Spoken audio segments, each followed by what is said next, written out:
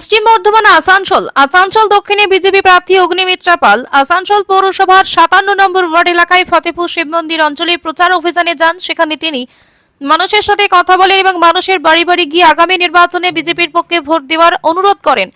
এখানে তার সাথে বিজেপি কর্মী এবং সমর্থকেরা উপস্থিত ছিলেন। অগ্নিমিত্রা পাল মানুষের সাথে কথা বলেন এবং আগামী নির্বাচনে পশ্চিমবঙ্গে বিজেপি সরকার প্রতিষ্ঠিত হওয়া কেন প্রয়োজন সেই বিষয়ে মানুষকে বোঝানোর চেষ্টা করেন তিনি। মুখ্যমন্ত্রী মমতা বন্দ্যোপাধ্যায়কে কটাক্ষ করে বলেন যে একসময় মমতা বন্দ্যোপাধ্যায় বলতেন যে তিনি অপরাধীদের কন্ট্রোল করেন, কিন্তু এখন অপরাধীরাই মমতা বন্দ্যোপাধ্যায়ের প্রশাসনকে কন্ট্রোল করছে।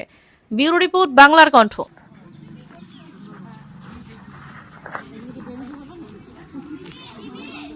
যারা ওনার প্রিয় তাদের কথা বলেছেন, কারণ দস্যু তো উনি একসময় বলেছিলেন, যখন মুখ্যমন্ত্রী হওয়ার পর উনি থানায় ছুটে গিয়েছিলেন দস্যুদের ছাড়াতে, তখন উনি বলেছিলেন আমি ক্রিমিনালসদের কন্ট্রোল করি, কিন্তু এখন ক্রিমিনালসরা ওনাকে কন্ট্রোল করে।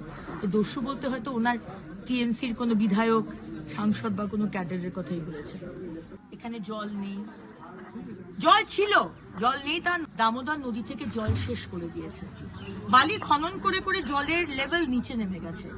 এখনো যান, এখনো দেখবেন দামোদরের মাঝখানে বড় বড় সেই মেশিনগুলো নামিয়ে চুরি করছে। মমতা ব্যানার্জি, আপনি জানেন না?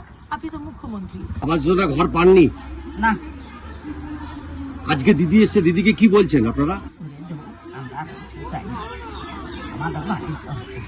আমরা কর্ম করব, খাবো, যেটা হবে সেটাই দিব। এটাই দিব। দিদিকে